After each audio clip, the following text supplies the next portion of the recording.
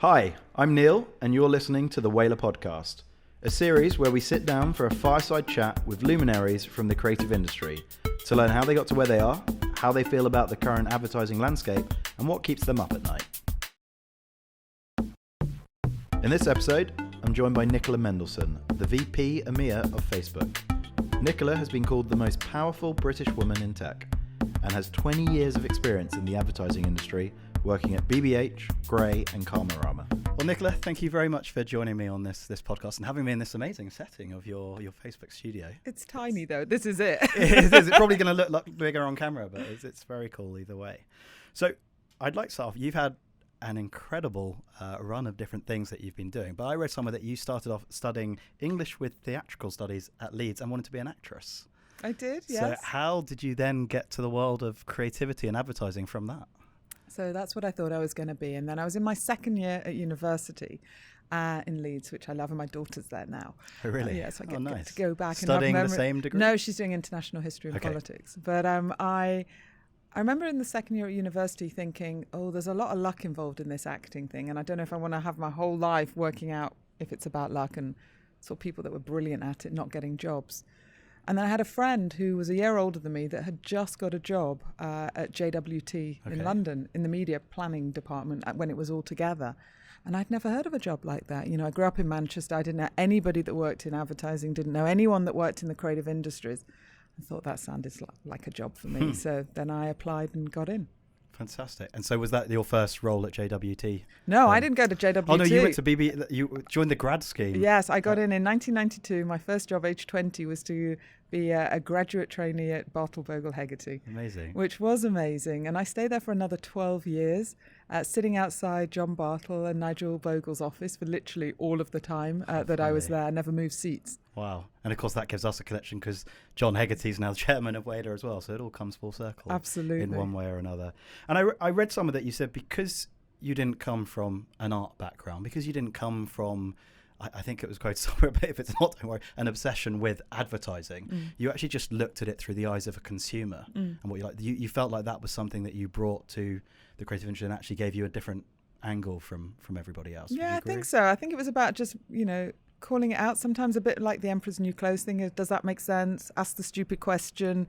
But what I learned at BBH was the appreciation of craft as well, and a real understanding of how that could make a difference, why that would make something a little bit more special. And it was such a vintage period. And I look back and I pinch myself how lucky I was to have grown up at the time of, the Levi's advertising, the Boddingtons, the Audi, Vorsprung Technik, Hagner, so many, and that I was able to work on some of those campaigns as well. But it was often, just going, what does that mean? Explain that to me.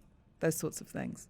And I'm interested actually, was it the first grad scheme that you applied to and then you got? Was BBH something in particular you were looking for? Yeah, and it was shameless because I love the Nick Kamen ads for Levi's, and I thought I'd like to work at the company that does that. And I think my passion came across even from a young age as to, I loved it. I loved the storytelling and the fact you could compress something into 30 or 60 seconds, but to paint such a rich picture of another world, I thought was an incredible privilege to be able to do that. It's where I wanted to go. It felt like home. Right. And then where did the entrepreneurial spirit then come from? Was that something that was always there, or? So I come from a family of entrepreneurs. My parents, my grandparents both had, and my parents still have their own business.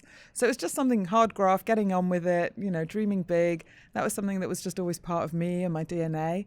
And I think actually the best of companies and the companies that do well engender that spirit in people, the belief that you can go out and do anything. So I think you can have entrepreneurialism within a company as well, not just for the owners of the company. And certainly in that period in BBH in the 90s, I felt like it was my company as well, and I wanted it to do well. I wanted it to succeed, and they allowed us the space to go out and do that as well. Actually, and I'll come on to that later, because one thing I will say about Facebook is it has an amazing community of entrepreneurs inside working for it, and I've always been interested at how it achieved that.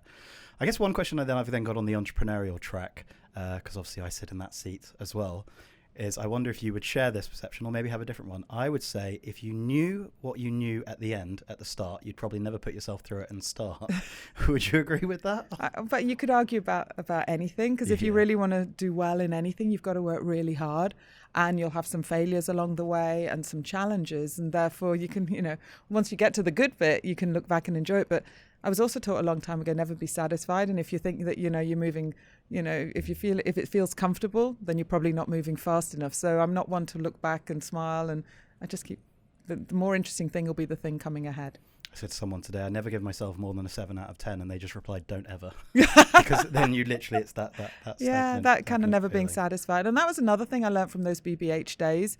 You could always amend it, and it could always be better. And when we were doing the new business pitches, and it would be 3:00 in the morning, and you were still tinkering around on the edges, because you could still make it better. And every moment that kind of moved on was another moment that you could just do one more bit, never quite finished. And actually at Facebook, we've got a saying, this journey is 1% done. And it really feels like that. So whatever we've done today, actually the things that are going to come, that's going to be where it's interesting. And we don't sit in the studio, but as you know, our buildings are kind of unfinished. They're scrappy on purpose so that the physical environment reflects kind of the inner spirit of that kind of keep going. 1% done. I also love when you go to MPK and there's the Facebook sign at the front, and at the back is the Sun Microsystems part of the sign, and it's the reminder that a large corporation can disappear if you. Yeah, so you're talking about our headquarters. So literally, as you arrive, the welcome sign is the thumb-like, one hack away, but it is on the site of the Sun Valley sign, which was the previous company that had our campus, and it is a sobering reminder because. At that time, that was a multi-billion-pound market cap company with the smartest and brightest people working there. And where's Sun today? So, yeah, I think, and it's not just that sign. There's other parts of the buildings and the campuses where we still have kept their logo up in different places, just to remind us. Reminder. So let's go to the Rama days for a little bit. What was that like, starting that? And how was that? What were the different challenges then from BBH, obviously starting a company, but how did you take a different approach into Rama? I guess, actually, let's start with a very simple one. Why did you start it? Well, actually, it wasn't me. I joined it later on. So between BBH and Rama, I spent 5 years at Grey, which was a fantastic period. Just learning a lot. In many ways, the things that happened at Grey at that time was one of the best learnings from a manager position and a leadership position, and really starting to understand how you can change cultures and work with different organizations. And it was from there. So I'd done kind of BBH when it was small and then got very big, and Grey was very big. And then actually the guys from Rama, Ben and Sid and Dave, approached me to come and join them. It was very small. It was about 18 people. Wow. I remember coming from kind of this really big Grey company. We went and had a chat together. And I was like, come and meet us. And it was them. And then the first day I walked in, it was the whole company was sat around at one table. I was like, okay, this is going to be different. And if you wanted to get something, you went and got it. There wasn't legions of people. And that was a great learning. And I was very proud of what we did there together, and to see the success that the company still has, which is even better. Yeah. And so from there to VP EMEA at Facebook, one of the largest companies, so going to another scale, what attracted you to that role?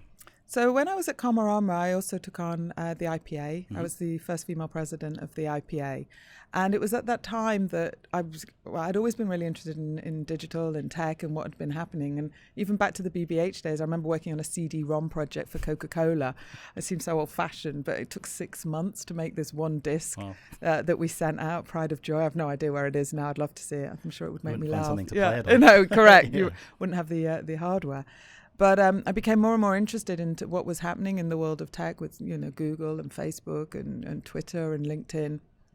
And I went on a few trips out to Silicon Valley, went on the tours, and it just really thought that there was something different going on. And so my whole mantra at the IPA was very much around how we created that the UK would be the best place in the world for advertising for the digital age, whole creative pioneers, that we would train the new people coming in, that we would work together with the companies. So that's what fascinated me. And then I guess I made quite a lot of noise about that. And, we had some success at that time at the IPA with it.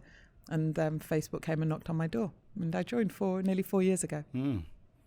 What for you is great advertising? What do you think is, if you could pick one thing in it that would make advertising great, what do you think is the key? Oh, I think it's always been for me about the ability to change behaviors. And with that comes storytelling, and with that comes the elicit of an emotion or a response. But it's the habit changing that I think is really interesting. And then my follow-up is going to be more personal to you. Mm-hmm. What key characteristic do you think that you've had, or do you kind of look back on as having helped you have the success that you've had, if you had to pick one thing that made the difference?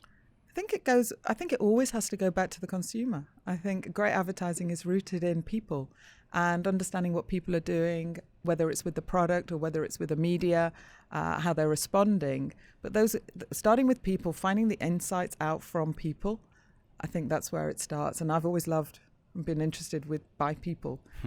So I guess that's why I've always loved my job. That's great.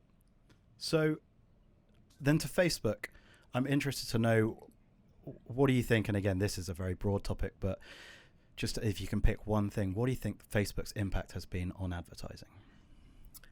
I think Facebook's had a number of different ways that it's impacted, but I think how digital has changed. And again, it goes back to people. So it's not about Facebook's impact. I think it's about people's impact. And that's the fact that we have these things in our hands now. We're probably, you and I, both feeling a bit nervous because we don't have them in our hands. It's hiding there somewhere. Yeah, it's hiding. But we know that as long as we're always within 3 feet of our phones, we feel safe and comfortable. And most people put them to bed at night almost next to them, like, as a partner almost. And first thing they check in the morning. So I think it's the disruption around what mobile has done to people and how that's changed. And I think Facebook has been part of that, as have other platforms. And that's where it gets interesting, because that changes the way in which, as advertisers, we're able to communicate with people at where they are, what matters most to them. And it's a very personal thing, your phone. So having that permission to go in is a personal thing.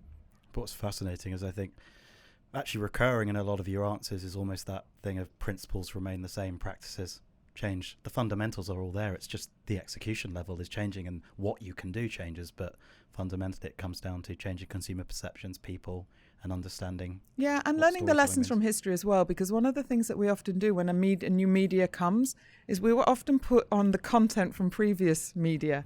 And so the obvious example is when television happened, we put radio plays onto TV. And we've been, I think, a little bit guilty of doing the same thing with Facebook, with mobile, where we've just put TV ads straight on. And actually, there's such an amazing canvas now of opportunities of different way to tell stories in a mobile world, whether it's through Carousel, which is built for the mobile platform, where you can literally bring all the best bits of Facebook in, whether it's videos, whether it's pictures, whether it's words, 360s, put it all in, and then it's like a Pandora's box that can keep evolving. And so I don't think the conversations now, I think the conversations have shifted within the industry to not just be about what's the channel, it's like what's the campaign and how does the campaign work, and how can we now make sure that when we're producing that actually we can shift what we're doing, because that's the thing that actually needs to change. But yes, the storytelling, the consumer insights, the craft, if the craft's needed, because actually we're also seeing a different way of a disruptive way of production now, whereby people are very used to the fact that I can have something a bit fuzzier or a bit more live or a bit more casual than those perfectly finished pieces that I was talking about 20-something years ago.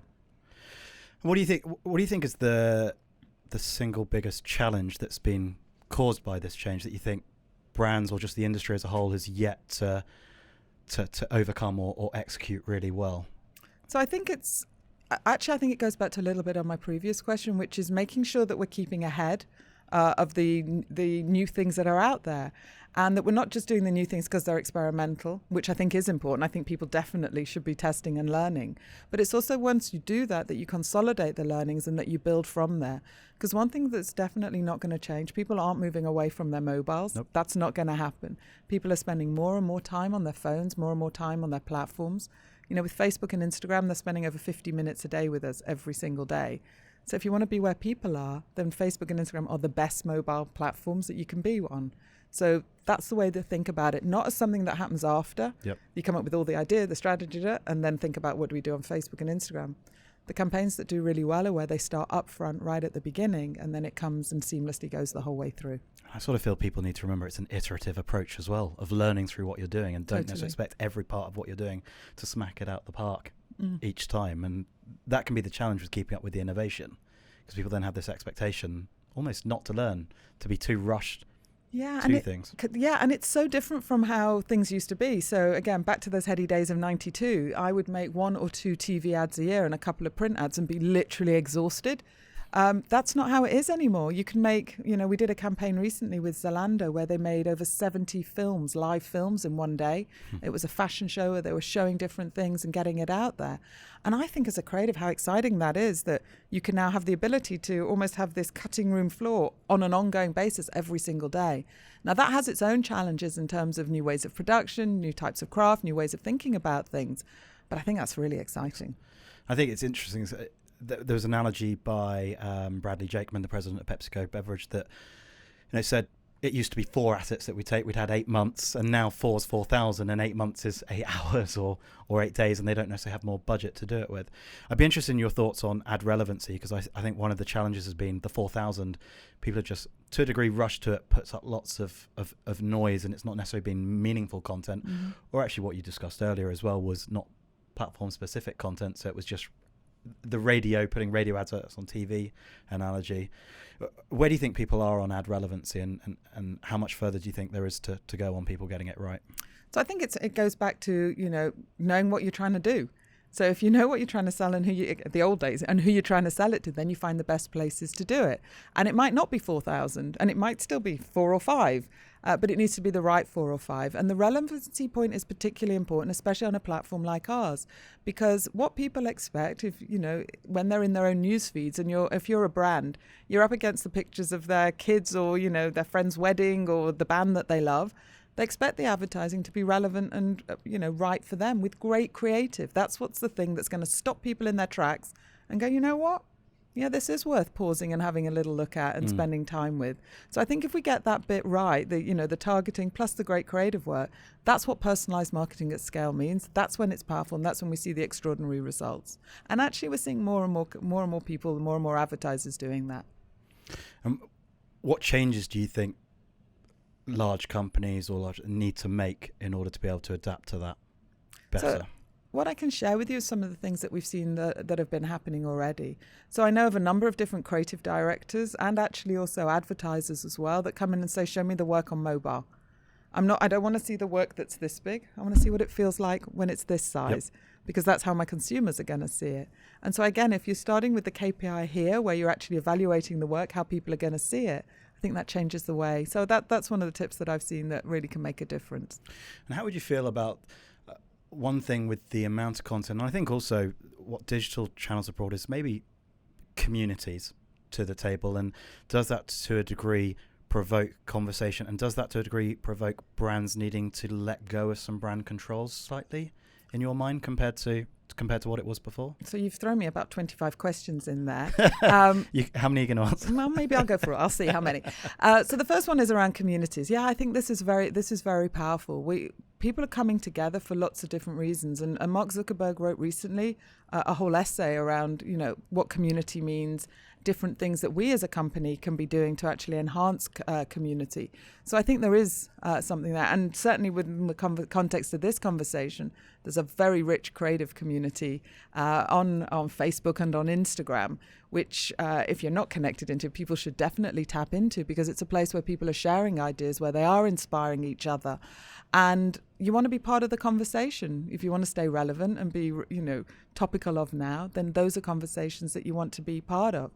But actually, is there such a thing as a creative community? Because then it's about what type of creative within the creative community. And so is it about the sculptors? Is it about the photographers? Is it about the dance? And so there's lots of different people within those communities. So if we think about it like that, that's a wonderful opportunity in terms of when it comes to actually the creation of the craft and the connections there and the inspiration.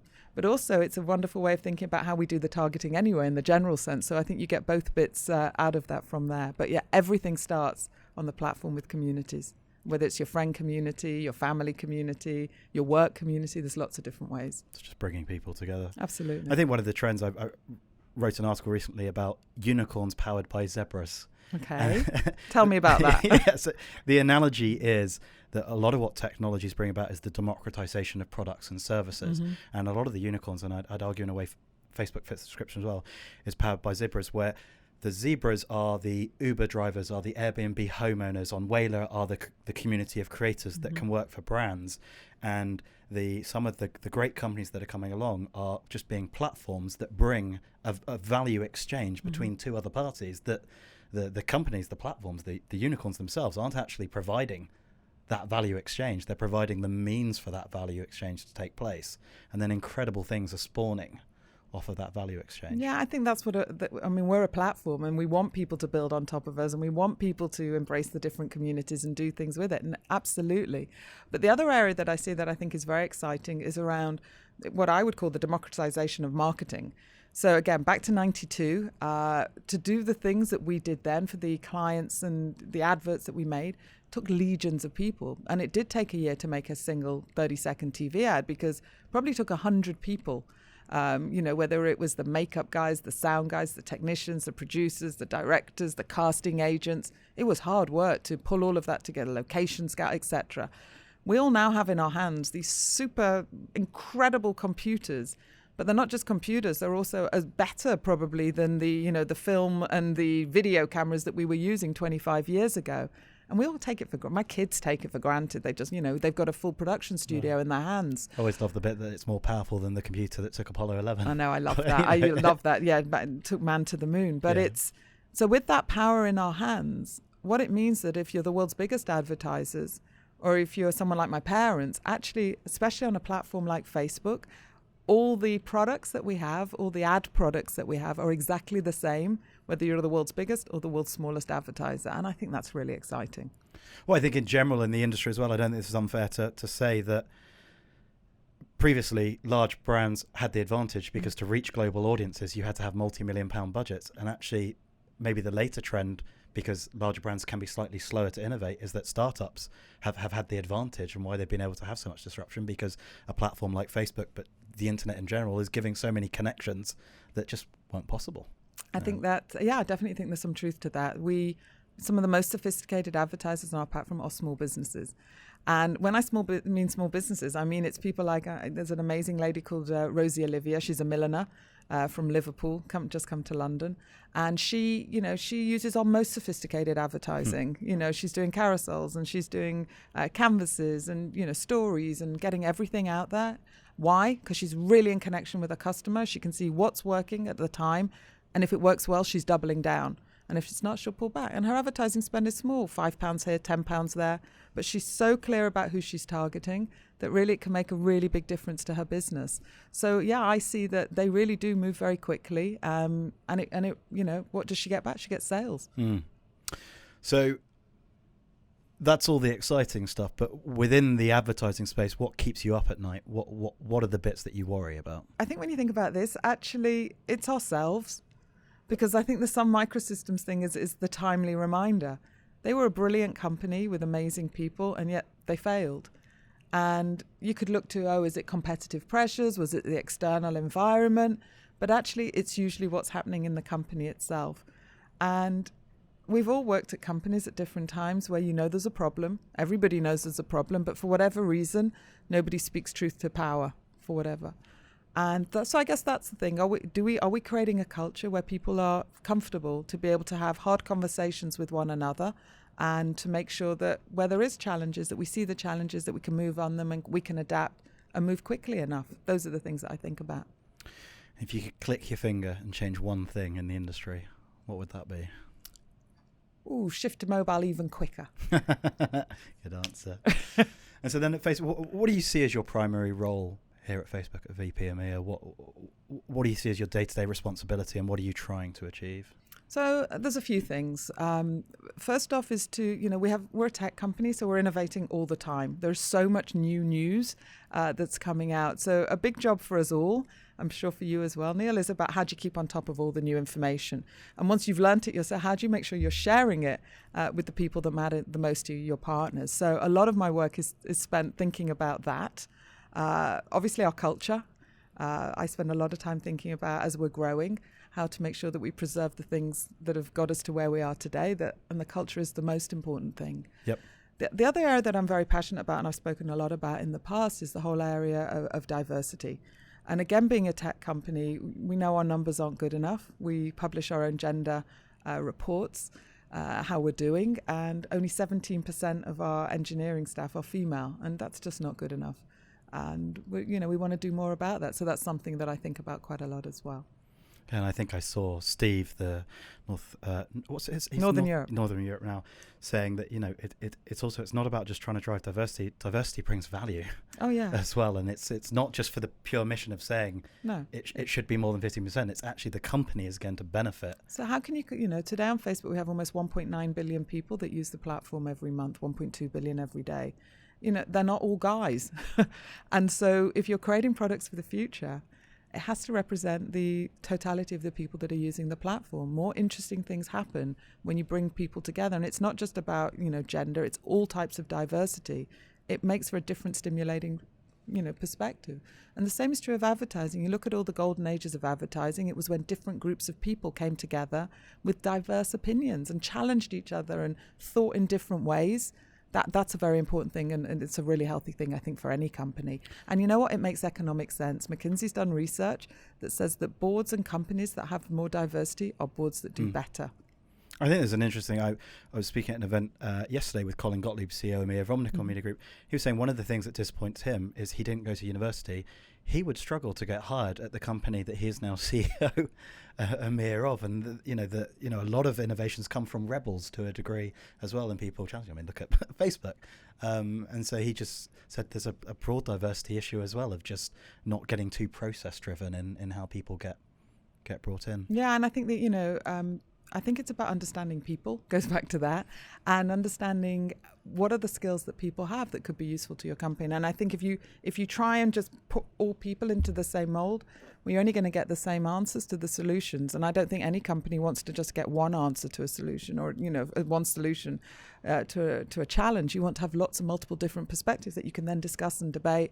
So I would agree with that. And I think different industries over time can get sometimes a bit stuck just hiring in their own kind, and that's not a good thing. And I'm a big fan of Colin, so I'm glad he did get the job. What advice would you give someone starting off in the creative or advertising industry now?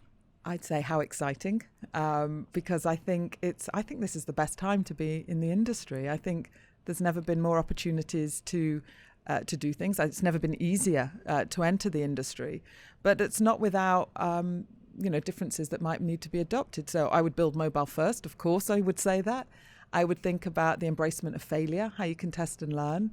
I would think about storytelling, because storytelling will always matter, and how you can pitch a story quickly and succinctly. And then I would make sure you have a bit of fun, because there's a reason you chose the creative world and the creative industries, which, by the way, in the UK are our fastest growing industries. Growing at double-digit growth for the last 10 years, and also, it's an £85 billion GDP every year to the economy, and those jobs aren't going away. All businesses need creativity, so you've got yourself a job for life. Do you think it would be do you think this is a fair statement to say that in the past 5 or 6 years, creativity not has slightly taken a back foot, but some of the obsession around tech and data has overtaken creativity, and creativity is coming back now because of the amount of content being put out there, and creativity is coming and helping perform better? I don't think creativity ever went away. Okay. I think it's front and center of all successful businesses. And I think the interesting businesses of the future will be the ones that bring together very successfully the creativity and the tech together. That's how I see the future developing. Great. Right. Quick fire round. Oh no, I normally do these to people. Are you ready? And you're okay. Best business book you've ever read? Probably anything from one of my favourites, Adam Grant. So originals, or can I have two, give and take? You can have two. Thank Perfect. you. There you go. All right, next question. Name someone who's inspired you the most. Sheryl Sandberg. Favourite band? I just did a thing with Take That I this knew you were morning, gonna so I was bring going to that. say Take That. But actually, growing up in Manchester, I loved, the Smiths. Okay. Favourite movie? Easy, The Godfather. Okay. If you didn't work in this industry, what else would you be doing? It would definitely be something in the creative industries, no question Not about going that. back to the actress roots. No, no, definitely would be the creative industries, but couldn't separate which bit of it in there somewhere. What's a tiny thing that annoys you the most?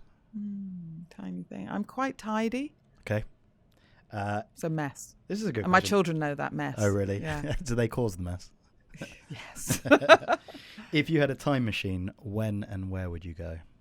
Oh, ancient Egypt. If you were running for office, what would your campaign slogan be? No idea. But it would be on equality. Okay, and then the very last question, it's got to be a whaler-related question. Beluga, blue, humpback, or killer whale? No idea. Blue. There you go. Perfect. Nicola, thank you very much. It's been a pleasure. Thank you. Cheers. Thanks for listening to the Whalar podcast. Be sure to check out the next episode where I'm chatting to Phil Thomas, the CEO of Essential Events.